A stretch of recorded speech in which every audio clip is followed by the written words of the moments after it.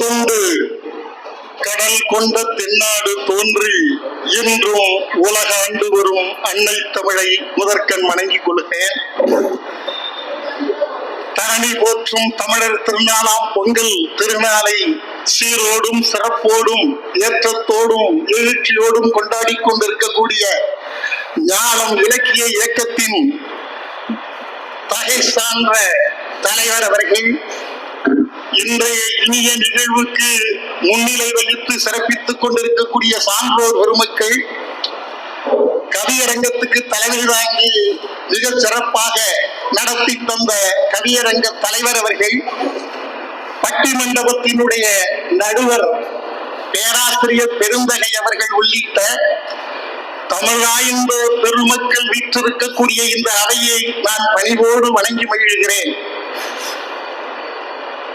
எத்திக்கும் புகழ் வணக்கும் செந்தமிழர் நலம் காக்கும் தித்திக்கும் முத்தமிழ் தை பொங்கல் திருநாள் நல் வாழ்த்துகளையும் அன்போடு தெரிவித்துக் கொள்கிறேன்.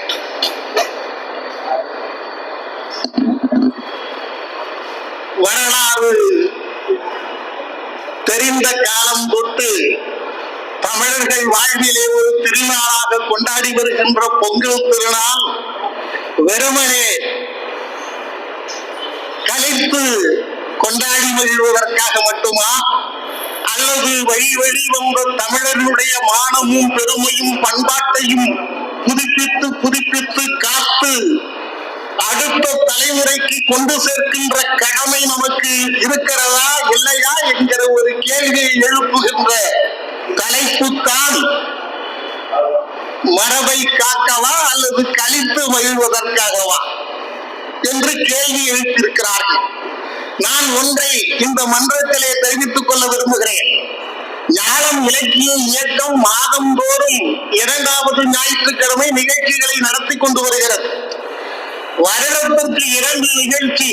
ஒன்று தைத்திங்கள் முதல் நாளிலே முதல் வாரத்திலே பொங்கல் விழா, இன்னொன்று சித்திரை திங்களிலே வேணில் விழா என்கின்ற இந்த 2 விழாக்களையும் மிக சிறப்பாக தனித்த தன்மையோடு நடத்தி கொண்டு வருகிறது. ஏன் பொங்கல் விழாவையும் வேணில் விழாவையும் ஏன் நடத்துகிறீர்கள்? தீபாவளி விழாவை கொண்டாடுங்க, விநாயகர் சதுர்த்தியை கொண்டாடுங்க, எத்தனை விழாக்கள் இருக்கின்றன. அந்த விழாக்களை எல்லாம் கொண்டாட வேண்டியதுதானே. எல்லா விழாக்களுமே மகிழ்ச்சிக்குரியவைதான். கோயில் திருவிழாக்கள் கூட பக்தி என்பது சும்மா ஒரு ஊறுகாய் மாதிரி தான். அந்த கோயில் திருவிழாக்கெல்லாம் பாத்தீங்கன்னா குத்தாட்டம் போட்டு கலக்கு ஒரே சந்தோஷம் தான். எல்லா விழாக்களும் சந்தோஷத்துக்குத்தான் நடத்தப்படுகின்றன. கோயில் திருவிழாக்கள் சந்தோஷத்துக்காகத்தான் நடத்தப்படுகின்றன என்றால் இல்லை. வருகிறவர்களை சந்தோஷப்படுத்தணும் என்பது 2வது காரணமே தானே தவிர 1வது தெய்வ வழிபாடு.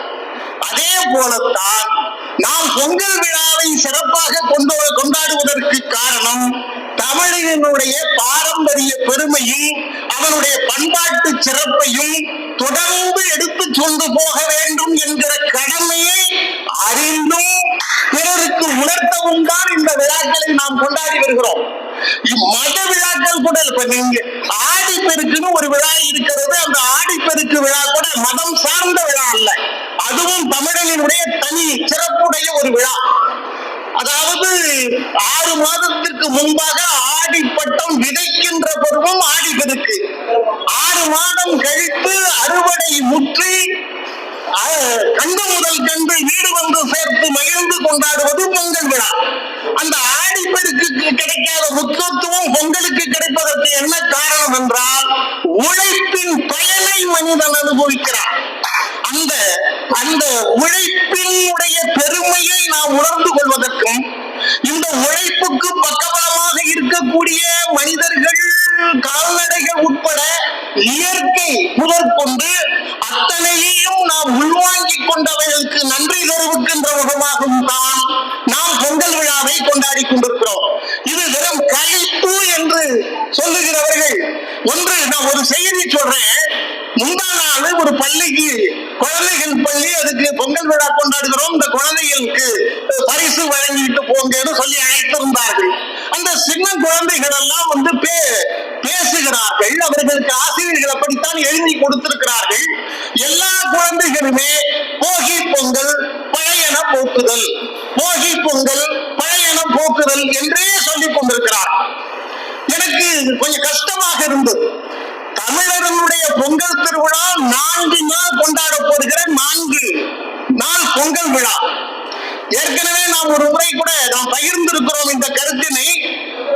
தமிழகம் நானிலம் என்று சான்றோர்களால் அழைக்கப்பட்டது. 4 நிலத்துக்கும் 4 தெய்வங்கள் உண்டு. 4 தெய்வங்களுக்காகவும் ஒவ்வொரு நாளும் கொண்டாடப்படுகின்ற விழாத்தான் பொங்கல் விழா. இதிலே முதலாவது நாள் கொண்டாடப்படுவது மருத நிலத்தினுடைய தலைவனாகிய இந்திரனுக்கு கொண்டாடப்படுகிற விழாத்தான் இந்த போகி பொங்கல் என்கிற விழா. இந்த பழையன போக்குதல் புதியன புதுக்குதல் என்பதெல்லாம் போகி பொங்கலுக்கு முன்பாக மேற்கொள்ள வேண்டிய பணிகள். போகி அன்னைக்கு மேற்கொள்வது அல்ல, போகி அன்றைக்கே பொங்கல் தொடங்கி விடுகிறது. இப்படி அதாவது என்னத்துக்காக எதை செய்கிறோம் என்கிற புரிதல் இல்லாமே இன்றைய காலகட்டத்தில் தமிழர்கள் விழாக்களை கொண்டாடி கொண்டிருக்கிறார்கள். நம்முடைய எதிர்கட்சி நண்பர்களை போல இவர்கள் இப்படிப்பட்டவர்கள் தான். வெறுமனே கொண்டாடி கழித்து மகிழ்ந்தால் போதும் என்று நினைக்கக்கூடிய இந்த மனோபாவம் இன்றைக்கு பெருகிவிட்டதனுடைய காரணமாகத்தான் தமிழன் தன் பெருமையை இன்றைக்கு மறந்து போயிருக்கிறார். எனக்கே வேதனையாக இருக்கிறது. இன்னொரு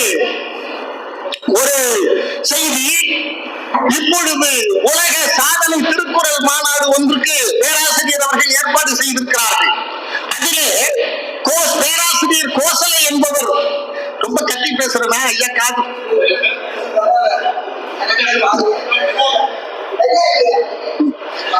பேராசிரியர் கோசலை என்கின்ற ஒரு பெருந்தகையாளர் ஒரு கட்டுரை எழுதியிருக்கிறார். அந்த கட்டுரையில இந்த ஏறு தழுவலை பற்றி அவங்க ரொம்ப முத்தாய்ப்பா குறிப்பிட்டு அங்கே காட்டியிருக்கிறார். இன்றைக்கு இருக்கக்கூடிய இந்த சூழலை அவங்க அந்த கட்டுரையிலே குறிப்பிட்டிருக்கிறார். அதாவது இந்த ஏறு தழுவல் என்கின்ற இந்த ஜல்லிக்கட்டுக்காக நம்ம ஊர் திரண்டு போராட வேண்டிய ஒரு கட்டத்திலே இருக்கிறோம். அதற்கு எதிராக நீதிமன்றத்திலே எல்லாம் வழக்கு நடந்து கொண்டிருக்கிறது. அதையும் மீறி இந்த நீதிமன்றத்திலே கூட நமக்கு ஒரு சரியான தீர்ப்பு வந்து விட்டதா என்றால் இல்லை. நாமளா சில வாக்குறுதிகளை சொல்லிக் கொண்டு அந்த ஜல்லிக்கட்டை நடத்தி கொண்டிருக்கிறோம். அவங்க என்ன அதுல குறிப்பிடுறாங்கன்னா, இந்த தமிழரினுடைய பெருமை, அவன் அந்த கால்நடைகளோடு கொண்டிருந்த உறவு, அந்த எப்படி தன்னுடைய குடும்பத்தில் ஒரு குழந்தையாக பிள்ளைகளில் ஒன்றாக கருதி போட்டோ ஸ்டுடியோவுக்கு மாட்டா எடுத்துட்டு போய் குடும்பமா உட்கார்ந்து நின்றுட்டு போட்டோ எடுத்து மகிழ்ந்து இருக்கக்கூடிய அந்த மனோபாவம் கொண்ட, இன்னும் கூட நம்முடைய காளைகளுக்கெல்லாம் பேரெல்லாம் அதுக்கு என்னென்ன மாதிரியான பேர்கள் எல்லாம் அந்த பேரை சொன்னா அப்படியே வருங்க. பேரை சொல்லி கூப்பிட்டு அப்படியே திரும்பி பார்த்து நிற்கும். அதுல இந்த காளை, அது எவ்வளவு பெரிய ஒரு அற்புதமான ஒரு விலங்கு. அந்த திமில் கொண்ட காளை ஆண்களை பார்த்தால் ஒரு முறைக்கும், அதே பெண்களை பார்த்தால் அப்படியே அம்மா. இன்னும் சொல்ல போனா ஒரு குழந்தை, இப்ப கூட வாட்ஸ்அப்ல பார்த்தேன் நானு, ஒரு ஜல்லிக்கட்டு காலை ஒரு சின்ன குழந்தை போய் அதுக்கு முன்னாடி போய் உட்கார்ந்துக்கிட்டு இப்படி கையை காட்டுது. அது அப்படியே படுக்குது. மேல அந்த தலையை கட்டி பிடிச்சு புத்தம் கொடுத்துட்டு மேல முதுகு மேல ஏறி விளையாடுகிறது. அந்த திமில் கொண்ட காலை அப்படியே அமைதியாக இருக்கிறது. நூற்றுக்கணக்கான பதிவுகள் வந்திருக்கின்றன. என்னுடைய தம்பி, என்னுடைய குழந்தை என்றெல்லாம் பெண்கள் அதை ஆராதிக்கின்ற அந்த தன்மையை நாம் காண முடிகிறது. இப்படி இந்த தமிழன் ஐந்தறிவு உயிரினம் மனிதனிடம் எத்துணை அளவு அன்பு பாராட்டியிருப்பான் என்பது வேறு. ஆனால் தனக்கு உறுதுணையாக இருக்கக்கூடிய இந்த கால்நடையின் மீது காட்டுகின்ற அந்த பாசம், அந்த உறவு, என்ற மேன்மையெல்லாம் உலகத்துக்கு உணர்த்துகின்ற ஒரு உன்னதமான விழா தான் பொங்கல் விழா. அது ஏதோ ஒரு விளையாட்டுக்காக அல்ல. கிராம பகுதிகளில் அந்த ஒரு மாதத்துக்கு முன்பாகவே தயாராகிடுவாங்க. வீட்டுக்கு விளையடிக்கிறதுல இருந்து மற்ற பொருட்கள் சேகரிக்கிறதுல இருந்து, அதுவும் புதிதாக திருமணமாகி போனாங்கன்னா அந்த பிள்ளைகளுக்கு, பெண் பிள்ளைகளுக்கு வீட்டுல இருந்து சீர் எடுத்துட்டு போக புது பொங்கல் சீர் ரொம்ப பிரமாதமா தாரை தப்பத்தை முழங்க அவரவர்களுடைய செல்வ செழிப்பை காட்டுகின்ற விதமாகவெல்லாம் அந்த அந்த பொங்கல் சீரை அனுப்பி வைப்பார். இதுல எல்லாம் கோலாட்டம், ஒரு களியாட்டம் என்பதோ மகிழ்ச்சி என்பதோ இல்ல, மன நிறைவு. இது நம்முடைய பண்பாடு, நம்முடைய மரபு, நம்முடைய பாரம்பரியம். இந்த இடத்தை காக்க வேண்டும் என்கிற எண்ணத்தை தான் அங்கே அந்த ஒரே ஒரு நிமிடம் மரபு.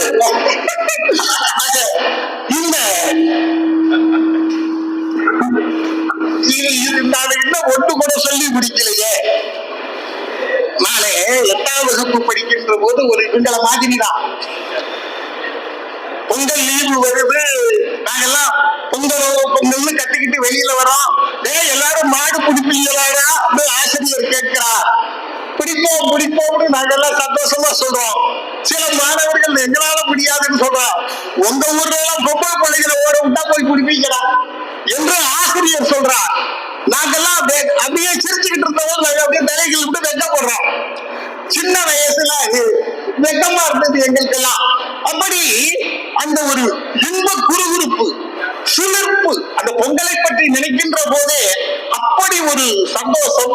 அந்த கடைசியில காணும் பொங்கல் அன்றைக்கு அந்த ஒவ்வொரு வீடா மாடுகளை எல்லாம் அவிழ்த்து விடுவார்கள். அதை பிடிக்கிறது அதெல்லாம், அது நான் சின்ன வயதுல அந்த பாட்டை தொட்டுடுவோம், வாழையாக அப்படி தொட்டுடணும், நான் பிடிச்சிட்டு இருக்கிற மாதிரி ஒரு பெருமிதம். எவ்வளவு பெரிய சந்தோஷம். இதுல சந்தோஷம் தான் எது எல்லா விழாக்கள் நாம் தொடக்கத்திலே சொல்லிவிட்டது. சந்தோஷம் எல்லாம் கட்டி பிடிச்சிட்டு அறுவடத்துக்கா விழா கொண்டாடுவாங்க, சந்தோஷத்துக்கு தான்.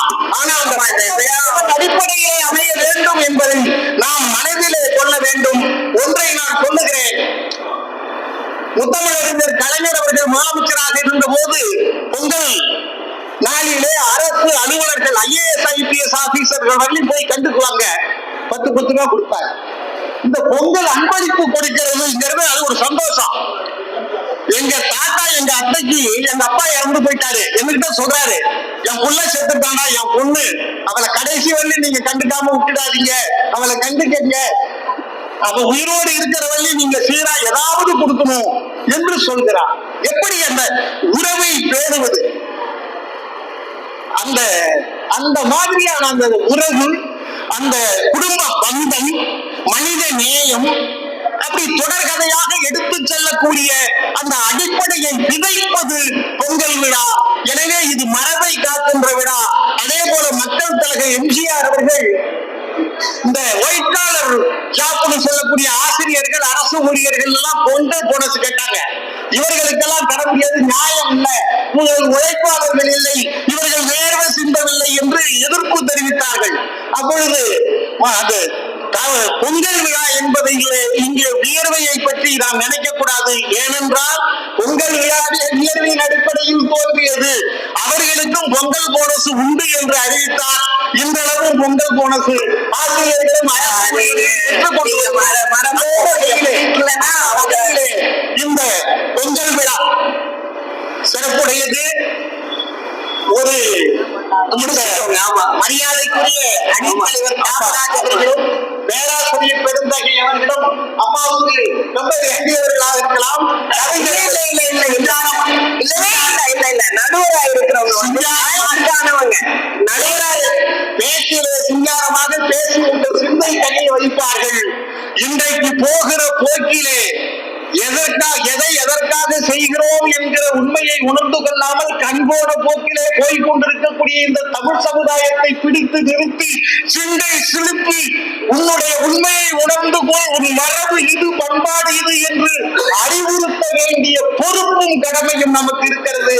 எனவே நன்றி அவர்கள் இந்த கலை கொண்டு ஆடுகின்ற இந்த கூட்டத்தினரை நீங்கள் அறிவுறுத்தி மரபின் வழி திருத்தும்படிகள் அன்போடு கேட்டுக்கொண்டு விடைபெறுகிறேன்.